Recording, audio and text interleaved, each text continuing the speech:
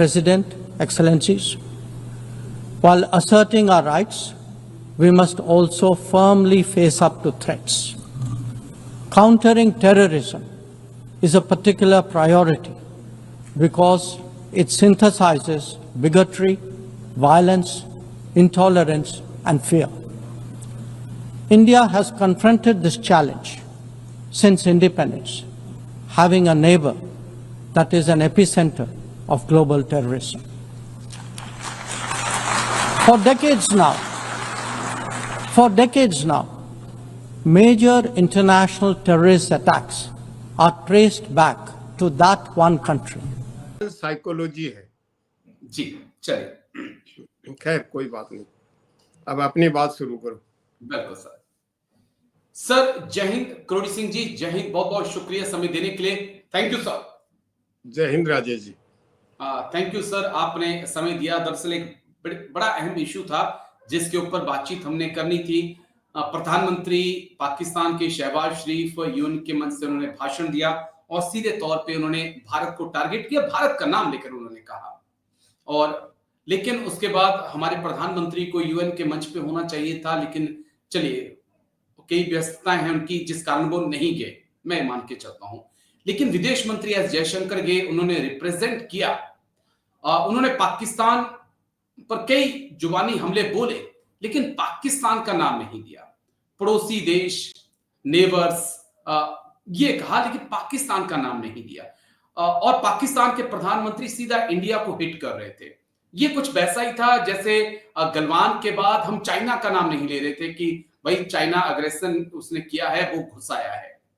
हम कैसे देखें इसको? क्या हमें इन चीजों से निकलना होगा, बाहर आना होगा, हमें खुलकर, अगर पाकिस्तान टेरर स्पॉन्सर्ड कर रहा है तो हमें दुनिया को बताना होगा। ये नहीं बताना है कि पड़ोसी, ये बताना होगा कि पाकिस्तान ये कर रहा है और अगर एलएसी पे घुसपैठ हुई है तो चाइना ने ये की है। क्या मजबूरियां, क्या कारण आप देख रहे हैं कि ना हम चाइना बोलते हैं ना हम पाकिस्तान बोलते हैं? देखिए, आपने जो लास्ट में सवाल का एंड किया है वो है कि कारण क्या है। देखिए, भारत के दो इंपॉर्टेंट मंत्री इस समय अमेरिका में हैं। एक मंत्री ट्रेड नेगोशिएशन में इन्वॉल्व है। दोनों में इंटरेक्शन कितना है मुझे नहीं मालूम कि एक दूसरे को किस तरह फैसिलिटेट कर रहे हैं, लेकिन दो मंत्री वहां बहुत इंपॉर्टेंट काम में गए हुए हैं। ट्रेड नेगोशिएशन भी होना है और भारत के विदेश मंत्री हैं वो यूनाइटेड नेशंस में केवल असेंबली को एड्रेस नहीं कर रहे हैं, वो बाइलेटरल बहुत से देशों के विदेश मंत्रियों से बातचीत कर रहे हैं और बातचीत करके भारत का जो दृष्टिकोण है वो उनको बताने समझाने का प्रयास कर रहे हैं। इसके साथ साथ मल्टीलेटरल 3 ऑर्गेनाइजेशंस में उन्होंने विदेश मंत्रियों को एड्रेस किया है। एक तो ब्रिक्स है जिसके बारे में आप और हम चैनल पे बहुत बात करते हैं, एक G20 है उस पे भी बहुत बात करते हैं और उस पे भारत का कोई बहुत ज्यादा प्रभाव उस रूप में नहीं होगा। दोनों को ही भारत अकेला लीड नहीं कर पाएगा, अपनी बात या अपना जो दृष्टिकोण है, मैकेनिज्म है, वो इम्पोज नहीं कर पाएगा। लेकिन तीसरा जो सिक्का है, सेंट्रल अमेरिकन इंटीग्रेशन सिस्टम वाले स्टेट्स हैं, छोटे छोटे, वो अमेरिका के बैकयार्ड में हैं, उनका जो सिक्का ऑर्गेनाइजेशन है उसमें इंडिया सिक्का भारत ने होस्ट किया है और उनके साथ जो बातचीत हुई वो बहुत महत्वपूर्ण है। सबसे ज्यादा इंपॉर्टेंस मैं उसी को देता हूं क्योंकि उससे पहले 2023 में भारत ने सिक्का के साथ एक कोऑपरेशन की मैकेनिज्म बना ली थी और उस मैकेनिज्म के थ्रू उनके साथ डिजिटल मामले में कोऑपरेशन करना, व्यापार बढ़ाना, क्लाइमेट चेंज, बहुत से इश्यूज पे कोऑपरेशन को आगे बढ़ा रहे हैं जो भारत के लिए बहुत महत्वपूर्ण है। एक तो वो बहुत बड़ा काम किया है जयशंकर जी ने और उससे पहले हमारे जो स्टेट मिनिस्टर हैं एक्सटर्नल अफेयर्स के वो जा चुके हैं और अब हमारे विदेश मंत्री ने कहा मैं फिर आऊंगा सेंट्रल अमेरिकन कंट्रीज में। इसका एक तो इम्प्लीकेशन ये होगा कि अमेरिका नहीं चाहेगा कि भारत यहाँ अपना प्रभाव एक्सपेंड करे, जैसे चीन कर रहा है, तो अमेरिका को बर्दाश्त नहीं है क्योंकि अमेरिका में बहुत पहले का एक मुनरो डॉक्ट्रिन है, उसमें यह होता है कि लैटिन अमेरिका और सेंट्रल अमेरिका के देश हैं वो अमेरिका अपना बैकयार्ड मान के चलता है, एक स्फीयर ऑफ इन्फ्लुएंस है, अगर दूसरा आता है तो उनको बर्दाश्त नहीं होता है। खैर वो ठीक अमेरिका की नाराजगी है, वो अमेरिका का सेट है ठीक है। उससे। लेकिन जो कोऑपरेशन की बात हुई, अगर वो कोऑपरेशन आगे बढ़ता है, क्योंकि ग्लोबल साउथ के कोऑपरेशन का वो बहुत बड़ा एक कंट्रीब्यूट होगा, बहुत बड़ा कंपोनेंट होगा। बाकी ठीक है। अफ्रीका में या एशिया में हम देखिए, ग्लोबल साउथ वो के ठीक है। मुझे जो जवाब चाहिए, मेरे व्यूअर्स को जो जवाब चाहिए कि आप यूएन के मंच से अगर शहबाज शरीफ सीधा इंडिया का नाम ले सकते हैं, तो विदेश मंत्री एस जयशंकर क्या पाकिस्तान का नाम नहीं ले सकते थे? मैं मैं अपने व्यूअर्स के लिए वो समझना चाह रहा हूं, क्योंकि मैं जब मैं उसी पे गलवान के बाद प्रधानमंत्री मोदी भी चाइना नहीं बोल रहे थे, उन्होंने भी कहीं चाइना का नाम नहीं लिया। मैं राजेश जी उसी पे आ रहा था। मैंने जी हमारे विदेश मंत्री का भाषण यूएन जनरल असेंबली में जो बोला, अच्छी तरह से बिटवीन द लाइन सुना भी है और समझने का प्रयास भी किया है। उन्होंने जो ग्लोबल लेवल की समस्याएं हैं विभिन्न देशों की, विशेष रूप से ग्लोबल साउथ की, उनको बहुत अच्छी तरह से एलोबरेट किया, डायग्नोस किया कि समस्या क्या है, वो भी किया। लेकिन कोई सॉल्यूशन या मैकेनिज्म उन्होंने नहीं बताया। उसके बाद उन्होंने चाहिए यूएन के पुनर्गठन की बात की, लेकिन करेगा कौन? क्या भारत लीडरशिप देगा? क्या लीड ले रहा है भारत? तो भारत को एक्शन के लेवल पे भारत क्या कर रहा है उन प्रॉब्लम्स के लिए? डायग्नोसिस कर लिया आपने, आपने ये भी बता दिया कि ये समस्याएं हैं, इनका जी समाधान होना चाहिए।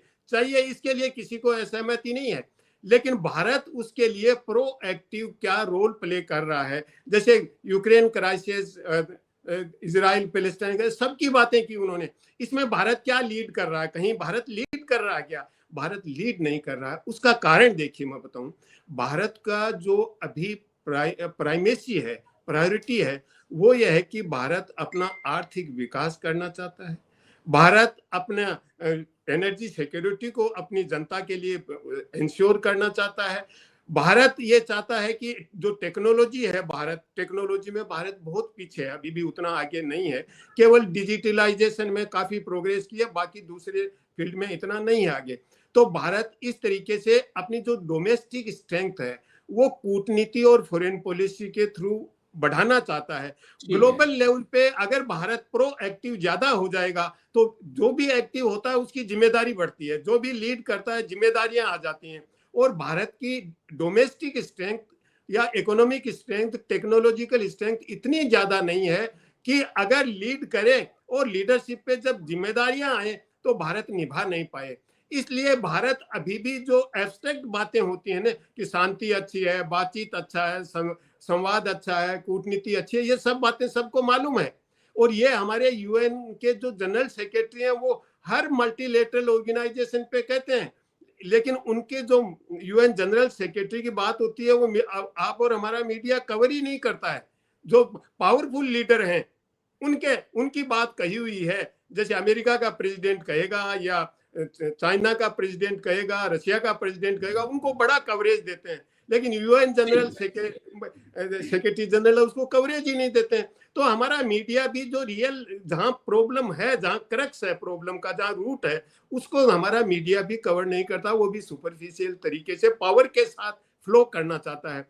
तो हम भारत ने इसलिए कि भारत लीड नहीं ले रहा है और पाकिस्तान का नाम लेने पे डायरेक्ट हिट होता है और ज्यादा कंट्रोवर्सी खड़ी होती। तो भारत ने, जैसे पाकिस्तान ने इनिशिएटिव लिया, पाकिस्तान, चीन, ईरान, रशिया, चारों ने इनिशिएटिव लिया कि ईरान पे सैंक्शंस को पोस्टपोन किया जाए, खैर नहीं हुआ वो। दूसरा, बीएलए और टीटीपी को टेररिस्ट ऑर्गेनाइजेशन डिक्लेयर करवाने की कोशिश की, जो यूएनओ में नहीं हुआ। तो इस तरह से जो पाकिस्तान दूसरों को साथ लेके एक्शन ले रहा है। बहुत ज्यादा थ्योरी में नहीं जाना चाहता था, क्योंकि व्यूअर्स मेरे इतनी गहराई में, वो तो सिर्फ ये जानना चाहते हैं कि भाई अगर शहबाज शरीफ यूएन के मंच से, यूएनजीए के मंच से भारत का नाम ले सकते हैं, तो क्या भारत को पाकिस्तान का नाम नहीं लेना चाहिए था? या हम अभी भी उम्मीद कर रहे हैं कि पाकिस्तान के साथ रिश्ते ठीक हो जाएंगे पहलगाम, उड़ी, पुलवामा के बाद? मैं सीधे शब्दों में पूछ रहा हूं सर, गोलमोल के जवाब नहीं, सीधा जवाब, डायरेक्ट। राजेश जी, एक सेंटेंस में यह है कि भारत की विदेश नीति और कूटनीति में सेफ चलने की, सेफ खेलने की एक तरह की ट्रेंड है कि हम ज्यादा ऑफेंसिव होके नहीं खेलना चाहते हैं, और सेफ ये है कि नाम लेने में समस्याएं होती हैं। पाकिस्तान फिर और ज्यादा एग्रेसिव होगा, दूसरे देश भी कंट्रोवर्सी में आ जाएंगे। तो भारत की जो एक प्रवृत्ति है, हमारे यहाँ माइंडसेट है, वो सेफ चलने का है। और सेफ चलने में आप हिंट तो दे देते हैं, सब समझ भी जाते हैं, लेकिन डायरेक्ट नाम नहीं लेते हैं। लेकिन जब मेरा कंसर्न था कि जब पड़ोसी सामने वाला अगर हमारा नाम लेकर हिट कर रहा है हमें, और हम अगर उसको जवाब नहीं दे रहे हैं, तो ये बात पचती नहीं है। मैं बस एक आखिरी पॉइंट जो आपसे समझना चाहूंगा, जिसका छोटा सा जवाब चाहूंगा, कि प्रधानमंत्री मोदी यूएन में नहीं गए। बेटर होता कि विदेश मंत्री एस जयशंकर की जगह अगर प्रधानमंत्री पाकिस्तान के प्रधानमंत्री को, तुर्की के प्रधानमंत्री को जवाब देते, तुर्की के राष्ट्रपति एर्दोगन को जवाब देते, ये बेटर होता। क्योंकि कई लोग कह रहे हैं कि डोनाल्ड ट्रंप के साथ और भारत और अमेरिका के रिश्तों में इस वक्त थोड़ी सी तलखी है, उस कारण नहीं गए। लेकिन मैंने देखा कि मसूद पेजिशकियान, ईरान के राष्ट्रपति, वो अमेरिका गए, उन्होंने यूएन असेंबली में जाकर लेक्चर दिया, अपनी बात कही। वो भी तब जब अमेरिका ने उनके यहां पर आकर सबसे बड़े बम गिराए, उसके बाद भी वो गए। ये तो लीडरशिप है सर। देखिए राजेश जी, ईरान का जाना, वहां यूनाइटेड नेशंस में गए हैं, और यूनाइटेड नेशंस और अमेरिका हम दोनों को अलग अलग करके देखते हैं। लेकिन भारत के केस में अलग अलग करके हम नहीं देख सकते, क्योंकि जैसे पैलेस्टाइन को वालों को तो उन्होंने वीजा ही नहीं दिया अमेरिकन ने, जो कि अच्छा नहीं था। एक डिप्लोमेटिक कर्टसी में वीजा देना चाहिए, क्योंकि वो यूनाइटेड नेशंस में आना चाहते थे। तो ऑनलाइन उनका ने लेक्चर रखा यूएन जनरल असेंबली में पैलेस्टाइन के लीडर का। तो अगर भारत के प्रधानमंत्री जाते, एक तो ट्रेड वाला अभी तक इश्यू अटका हुआ है, और ट्रेड को लेके कोई प्रोग्रेस होती और उस समय तक ट्रेड पे कोई एग्रीमेंट हो जाता, डील हो जाता, तो भारत के प्रधानमंत्री के लिए ठीक रहता। एक सौहार्दपूर्ण वातावरण होना चाहिए, क्योंकि भारत के प्रधानमंत्री जाते तो निश्चित रूप से अमेरिका के प्रेसिडेंट से मुलाकात का प्रोग्राम बनता, जैसे दूसरों का टर्की के बने हैं, और 8 जो अरब कंट्रीज हैं उनके लीडर से भी मिले हैं, बहुत से लीडर से मिले हैं वहां पे। तो भारत के प्रधानमंत्री को अगर एक तो ट्रेड एग्रीमेंट नहीं था, इसलिए थोड़ा सा खटासपन था, अच्छा माहौल नहीं था। दूसरा यह कि अगर भारत के प्रधानमंत्री जाते और मिलने का प्रोग्राम नहीं बनता, तो भारत के लिए ये अच्छा नहीं होता, क्योंकि भारत अमेरिका का कितने भी डिस्प्यूट हो, अभी भी एक स्ट्रेटेजिक पार्टनरशिप की मामला भारत के साथ है अमेरिका से। उस तरह का हालात नहीं है कि जैसे रशिया के साथ है, या बहुत सारे, मुझे लगता है कि लगभग 100 से ज्यादा देशों के राष्ट्राध्यक्ष बिना डोनाल्ड ट्रंप से मिले वापस आ गए हैं। सच्चाई तो ये भी है। दूसरा पहलू यह है कि 100 से ज्यादा जो देशों के राष्ट्राध्यक्ष हैं, वो बिना डोनाल्ड ट्रंप से मिले वापस आ गए हैं, उन्होंने अपनी बात रखी है। बस मैं इस बात को यही खत्म करना चाहूंगा। बस एक और मुद्दा है जिसके ऊपर मुझे थोड़ी सी टिप्पणी आपकी चाहिए थी। भारत में भी जैन जी को लेकर बहुत चर्चा है सर। लद्दाख, उत्तराखंड, अरुणाचल प्रदेश और भी कई जगहों पर हम देख रहे हैं कि जैन जी अब खुलकर विरोध करने लगे हैं। अगर पेपर लीक हो रहा है, पेपर बिक रहे हैं, अगर रोजगार उनको नहीं मिल रहा है, तो जैन जी का गुस्सा अब दिखने लगा है। मैंने जैन जी का जिक्र किया तो किसी ने कहा कि भारत तो उन देशों में है जहां पर जैन जी आजादी से पहले से ही एक्टिव रहा है। उन्होंने कहा कि भगत सिंह जो थे हमारे पहले जैन जी थे, चंद्रशेखर आजाद जो थे वो हमारे जैन जी थे, बोला, जिन्होंने आजादी दिलाई। तो ये मत कहिए कि भारत में जैन जी नहीं है। भारत तो उन देशों में शामिल है जिसने दुनिया को बताया कि जैन जी सत्ता बदल सकते हैं। सब देखिए राजेश जी, आपने जहां मैं जाना चाहता था वहां अपने आप ही ले गए। देखिए, अंग्रेजों के टाइम में भारत में आंदोलन चलता था जिसको हम स्वतंत्रता आंदोलन, फ्रीडम स्ट्रगल कहते हैं। और उस आंदोलन में क्या होता था कि सुधार में और आंदोलन में एक तरह का डायलेक्टिकल रिलेशन है।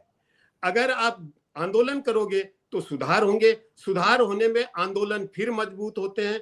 तो ये एक प्रक्रिया चलती रहती है, सुधार आंदोलन, सुधार आंदोलन। इसलिए किसी भी वो तो कॉलोनियल पीरियड की बात है, लेकिन अगर कोई डेमोक्रेटिक सिस्टम है उसमें रेजिस्टेंस मूवमेंट होते हैं, वो शासन व्यवस्था के सुचारू चलाने के लिए या एक मीनिंगफुल रिफॉर्म के लिए बहुत जरूरी होते हैं।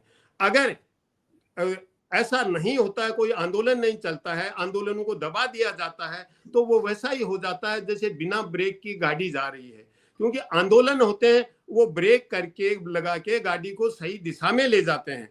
तो इसलिए रेजिस्टेंस आंदोलन होना प्रजातंत्र का सबसे बड़ा इंपॉर्टेंट पार्ट है, लेकिन वो वायलेंट नहीं होने चाहिए, पीसफुल तरीके से आंदोलन होने चाहिए जिससे नीतियों में सुधार होगा, सरकार पे एक तरह का कंट्रोल तो नहीं कहूंगा मैं, सरकार को डायरेक्शन मिलेगी तो और रिफॉर्म होगा तो फिर प्रजातंत्र और मजबूत होगा, तो उसमें सिटीजन मजबूत होता है। हमें स्टेट को पावरफुल नहीं बनाना है, हमें स्टेट को स्ट्रॉन्ग बनाना है, पावरफुल हमें सिटीजन को बनाना है। अगर प्रजातंत्र को हम चाहते हैं तो हमारा नागरिक है, व्यक्ति है, वो शक्तिशाली होना चाहिए, वो एम्पावर्ड होना चाहिए। स्टेट के पास यहाँ पर तो पावर नहीं होना चाहिए, क्योंकि आपके पास एक लंबा तजुर्बा है।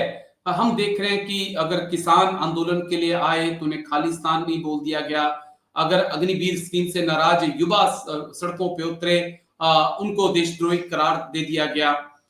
वैसे ही आज हम देख रहे हैं अगर जो भी सरकार से सवाल पूछता है, सरकार के खिलाफ बात करता है तो वो देशद्रोही साबित कर दिया जाता है उसको। अच्छा उदाहरण हम सोनम वांगचुक का ले सकते हैं, जो कल तक मीडिया के बहुत प्यारे थे, मीडिया जमकर उनकी तारीफ करता था, सोनम वांगचुक ने ये कर दिया, सोनम वांगचुक ने ये कर दिया, लेकिन आज मीडिया कह रहा है कि वो देशद्रोही थे, वो पाकिस्तान चले गए, पाकिस्तान से मिलकर वो लद्दाख में हिंसा भड़का रहे थे। वो अपने आप तो चले नहीं गए, भारत सरकार से परमिशन लेकर ही वहां पर गए और अचानक से एनआईए एक्टिव हो गया, ईडी एक्टिव हो गई कि इनके पास इतना पैसा आ गया। अरे आज ही थोड़ी पैसा आया, वो पहले से पैसा आ रहा था, तब आप कहां पर सोए हुए थे? देखिए राजेश जी, कोई अगर इलिसिट एक्टिविटी है, एक्सटर्नल इंटरफेरेंस है, फॉरेन मनी आ रही है भारत को डिस्टेबलाइज करने का, तो निश्चित रूप से इन्वेस्टिगेशन होना चाहिए, डिटेक्ट होनी चाहिए, स्कैनिंग होनी चाहिए। लेकिन जो हमारे यहाँ राजनीतिक एक संस्कृति बन रही है, भाषा का जो लेवल है यूज करने का, बेसलेस भाषा यूज करना या अब्यूजिव लैंग्वेज यूज करना, और वो बहुत ही टॉप लीडरशिप तक पहुंच गई है। ऐसी संस्कृति भारत में नहीं रही है।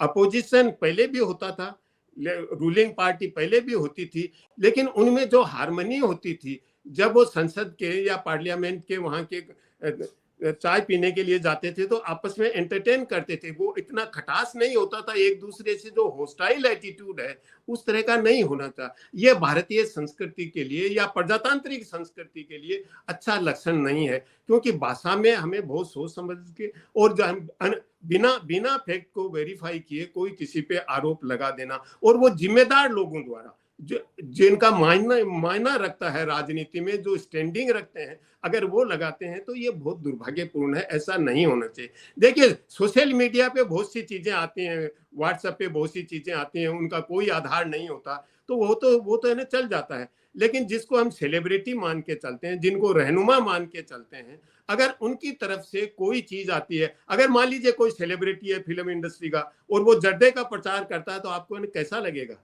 या अल्कोहल का प्रचार करता है तो कैसा लगेगा। लेकिन हमारे जो सेलिब्रिटीज हैं, केवल पॉलिटिक्स वाले नहीं, जितने सेलिब्रिटीज हैं, वो मुझे लगता है कि जो जनता का ट्रस्ट है या फॉलोवर्स का ट्रस्ट और फेथ है उसके साथ बिट्रे कर रहे हैं। तो इस तरह का जो भाषा आप कह रहे हैं ना कि पाकिस्तानी कह देना, देशद्रोही कह देना, बिना किसी बेस के, क्योंकि उसके लिए एक सिस्टम है, व्यवस्था है जो इन्वेस्टिगेशन करेगी, देशद्रोही होगा निश्चित रूप से उसको सजा मिलनी चाहिए। मेरा बस यही सवाल है कि जो आंदोलन कर दे, जो सरकार से सवाल पूछ ले, वो उसके बाद ही क्यों होता है? पहले भी तो हो सकता था।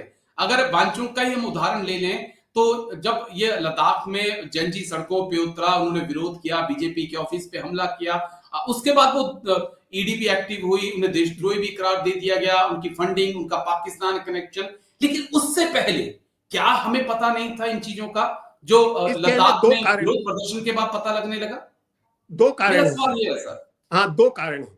एक तो यह है कि हमारा मीडिया है वो कुछ चीजों को सेंसेशनलाइज करके टीआरपी गेन करना चाहता है, ये तो मीडिया की बात हुई। दूसरा, हमारे जो लीडर्स के फॉलोवर हैं वो ये एक्सेसिव लॉयल्टी दिखाने के लिए कि देखिए आपके अगेंस्ट में ये हुआ या आपके मंत्रालय के बारे में ये सवाल पूछा, हम आपके इतने लॉयल हैं कि उनको पहले से ही कॉर्नर कर रहे हैं, उनके विरुद्ध माहौल बना रहे हैं, उनके विरुद्ध ओपिनियन बना रहे हैं, तो वो एक्सेसिव लॉयल्टी दिखाने की कोशिश कर, वो लॉयल नहीं है लेकिन वो लॉयल्टी शो करने की कोशिश करते हैं। तो एक तो जो फॉलोअर्स हैं वो इस तरह का एक ओपिनियन क्रिएट करते हैं, जो आप बता रहे हैं ना कि ये देशद्रोही है या पाकिस्तानी है या यहाँ अव्यवस्था फैलाना चाहता है या इस तरह के आरोप लगाते हैं। वो जी। फॉलोअर्स एक्सेसिव लॉयल्टी दिखाने के लिए, मीडिया टीआरपी के लिए, और दोनों का इंटरेस्ट मिल जाता है तो वो मल्टीप्लाई हो जाता है और जन सामान्य में वो चीज आ जाती है। लेकिन ओवरऑल हमारी जनता है वो बहुत ही साइलेंटली वॉच करती है। अगर मैं आपको उदाहरण दूं, देखिए इमरजेंसी लगी थी 70s में, जी जनता चुपचाप सहन करती रही और उसके बाद जनता ने जो भी फिटिंग जवाब दिया, तो हमारे यहाँ जो कलेक्टिव विजडम है जनता का, पॉलिटिकल पार्टीज का या पॉलिटिकल ग्रुपिंग्स का छोड़ दीजिए, आज भी हमें इंडिया के जो कलेक्टिव विजडम है इंडियन पॉपुलेशन का, इंडियन जनता का, उस पर भरोसा रखना चाहिए। वो जो भी एक कदम आगे बढ़ने से तो नहीं, अगर एक्सट्रीम में जाता है तो उसको टाइमली भी फिटिंग हमारी जनता जवाब देती है जब भी अवसर मिलता है। तो हो सकता है अवसर मिलने में साल लग जाए, 2 साल लग जाए, 5 साल भी लग जाए, क्योंकि इमरजेंसी लगी तो इमीडिएटली जवाब नहीं दिया। लेकिन जब चुनाव आया तो किसी ने एंटिसिपेट नहीं किया था कि ये होगा, लेकिन फिर चुनाव के बाद जो सत्ता में आए वो शासन चला नहीं पाए तो उसको वापस भी ले आए थे जिसको ने डिस्प्लेस किया है। तो हमारे कलेक्टिव विजडम है इंडिया का, उस पर हमें भरोसा करना चाहिए। और ये सब चीजें हैं, ये तो सुपरफिशियल चीजें हैं, ये आती रहती हैं पर्सनल गेन के लिए, मीडिया का पर्सनल गेन या फॉलोअर्स का पर्सनल गेन, और उससे वो कुछ गेन करना चाहते हैं। तो ये तो सेल्फ इंटरेस्ट वाला एटीट्यूड है। जी राजेश, चलिए ये देखना होगा, लेकिन बॉर्डरिंग स्टेट में बहुत ज्यादा हलचल है। चाहे हम जम्मू कश्मीर की बात कर लें, लद्दाख की बात हम कर लें, और चाहे उत्तराखंड और अरुणाचल प्रदेश, मणिपुर, जो बॉर्डरिंग स्टेट है हमारे, वहां पर काफी हलचल है और शायद एक चिंता का बहुत बड़ा कंसर्न है। लेकिन देहरादून में भी कुछ है, देहरादून में भी कुछ हो रहा जी, वही उत्तराखंड में काफी बच्चे पेपर लीक से बहुत नाराज हैं बच्चे कि हम हजारों खर्च कर रहे हैं, जमीन बेचकर हम पढ़ रहे हैं, उसके बाद पेपर लीक हो जाते हैं, सरकार खामोशी बांध लेती है। तो बच्चों की नाराजगी है।